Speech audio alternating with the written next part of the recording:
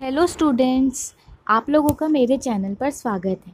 आज इस वीडियो में हम सीखेंगे कि परफॉर्मेंस अप्रेज़ल क्या होता है, परफॉर्मेंस अप्रेज़ल की क्या सिग्निफिकेंस और क्या ऑब्जेक्टिव है। ये टॉपिक बहुत ही इम्पॉर्टेंट है, आपके पेपर में आने के इसके हाई चांसेस हैं। तो स्टार्ट करते हैं इस टॉपिक के बारे में। देखिए, परफॉर्मेंस अप्रेज़ल जैसे कि नाम से ही हमें पता लग रहा है कि परफॉर्मेंस का कुछ हो रहा है, राइट। मतलब होता क्या है स्टूडेंट, परफॉर्मेंस अप्रेजल में ना हम ये देखते हैं कि एम्प्लॉयज़ ने कैसा परफॉर्म किया है। ठीक है, अब ये तो हो गया कि ठीक है, हमें ये समझ आ गया मोटा मोटा कि इसमें हम ये देखते हैं कि एम्प्लॉयज़ की परफॉर्मेंस कैसी थी। अब इसको थोड़ा सा लैंग्वेज देखते हैं। देखिए, performance appraisal a critical component of human resource management. Okay, तो ह्यूमन रिसोर्स मैनेजमेंट यानी कि देखिए, हम कहते हैं ना ऑफिस में एचआर है। एचआर का क्या काम होता है? एचआर का काम सिर्फ इतना थोड़ी होता है कि वो लोगों को देखेगा और रिक्रूट कर लेगा। रिक्रूट करने के बाद उनकी परफॉर्मेंस को मेजर करना कि वो परफॉर्म कैसा कर रहे हैं, ये भी तो एचआर का ही काम है।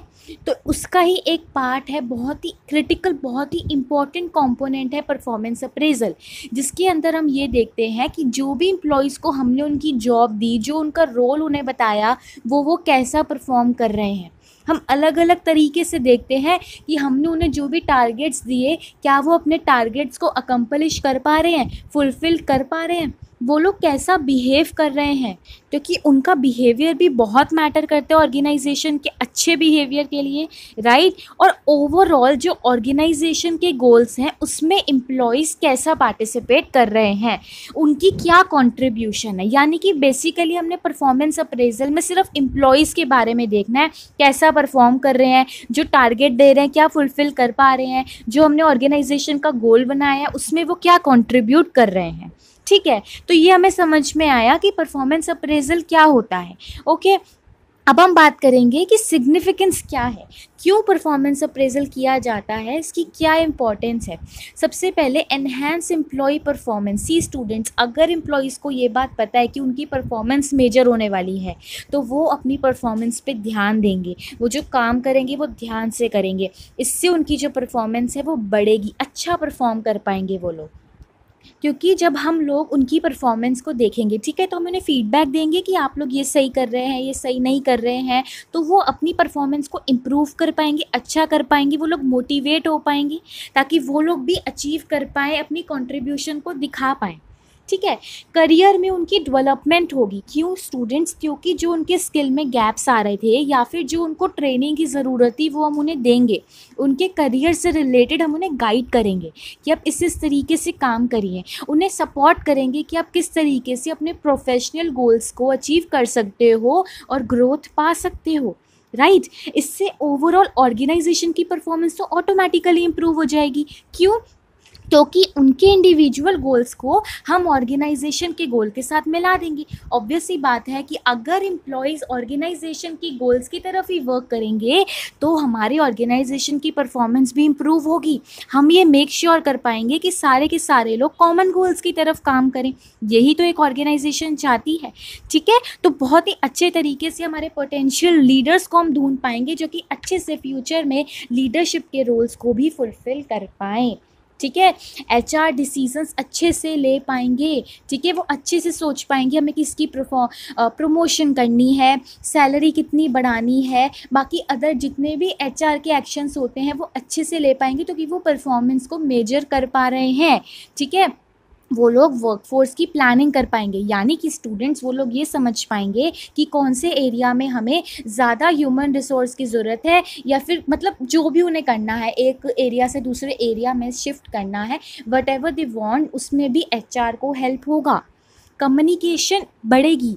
क्यों बढ़ेगी? बिकॉज जो एम्प्लॉयज़ हैं और जो सुपरवाइज़र्स हैं वो आपस में बात कर पाएंगे। समझ में आया? उनकी आपस में अंडरस्टैंडिंग बढ़ेगी।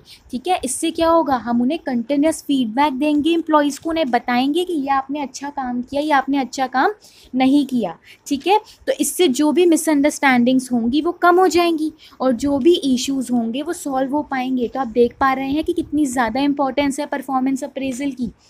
साथ ही साथ में स्टूडेंट्स क्या होगा, एम्प्लॉय की एंगेजमेंट एंड रिटेंशन। इसका मतलब ये है कि जब हम एम्प्लॉयज़ की अच्छी परफॉर्मेंस पे उन्हें रिकॉग्नाइज़ करेंगे, उन्हें रिवॉर्ड करेंगे, यानी कि अब देखो उन्होंने अच्छा परफॉर्म किया तो हमने उन्हें रिकॉग्नाइज़ किया, तो इससे क्या होगा, उनकी जॉब की सेटिस्फैक्शन जो है वो बढ़ जाएगी।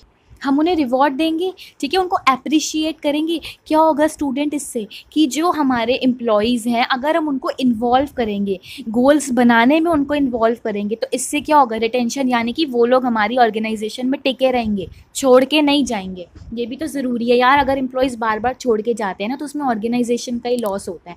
न्यू एम्प्लॉयज़ को बार बार से ट्रेनिंग दो तो वो सब चीज़ें दिक्कत ही होती है। तो ऑर्गेनाइजेशन के लिए सूटेबल यही है कि एम्प्लॉयज़ रिटेन रहें एक ही ऑर्गेनाइजेशन में।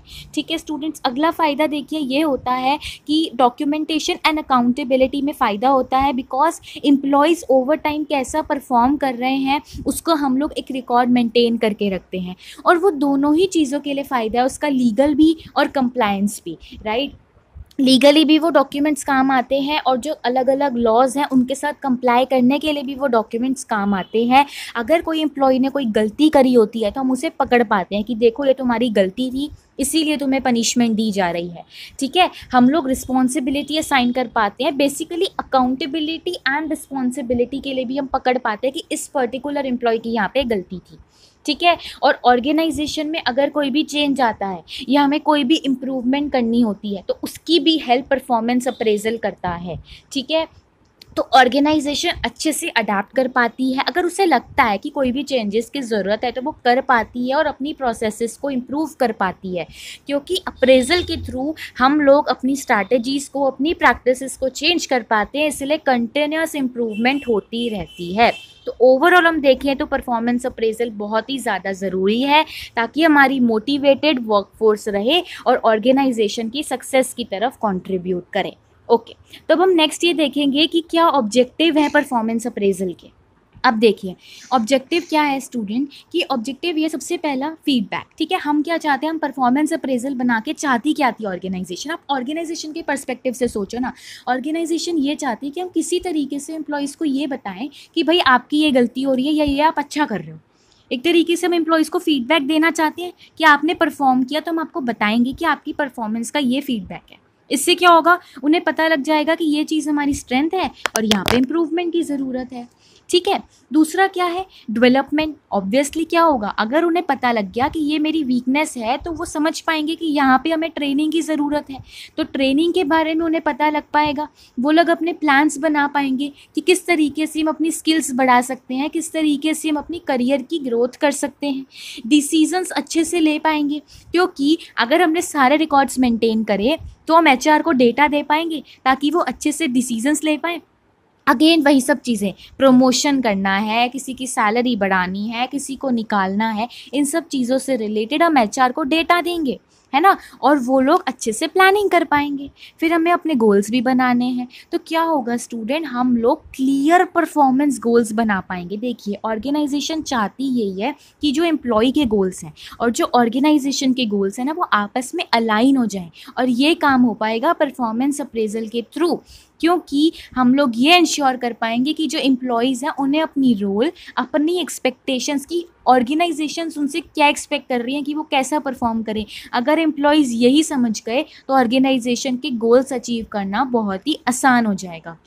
और ये काम हम लोग चाहते हैं कि परफॉर्मेंस अप्रेजल के थ्रू हो, तो कि ऑब्जेक्टिव का मतलब ही यही है कि हम एक पर्टिकुलर चीज़ के थ्रू क्या अचीव करना चाहते हैं, ठीक है। नेक्स्ट क्या है स्टूडेंट्स, हम लोग चाहते हैं कि जो कम्युनिकेशन है वो इम्प्रूव हो, क्योंकि देखिए अगर खुल के एम्प्लॉय सुपरवाइज़र से बात ही नहीं करेंगे ना तो कभी भी उन लोगों के बीच में जो इश्यूज़ हैं वो सॉल्व नहीं हो पाएंगे। तो हम चाहते हैं कि वो लोग ओपन कम्युनिकेशन करें और उनके बीच में कोई भी इश्यूज़ हैं तो वो सॉल्व हो, ताकि एक पॉजिटिव वर्क एनवायरनमेंट मेंटेन रह सके, ठीक है।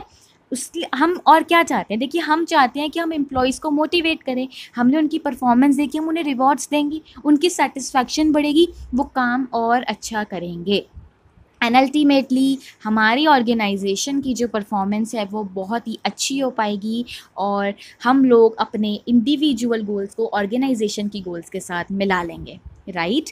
तो ये इस वीडियो में हमने समझा कि परफॉर्मेंस अप्रेजल क्या है, परफॉर्मेंस अप्रेजल की क्या सिग्निफिकेंस है एंड क्या ऑब्जेक्टिव्स हैं। तो this question is very important, students इसको ज़रूर करके जाना है। मैंने मेन पॉइंट सारे बता दिए और मैंने आपको बेस्ट वे में एक्सप्लेन करा ताकि आप अपनी लैंग्वेज में लिख सकें। तो अगर आपको ये वीडियो यूज़फुल लगी हो तो इस वीडियो को लाइक करना, शेयर करना, चैनल को सब्सक्राइब करना।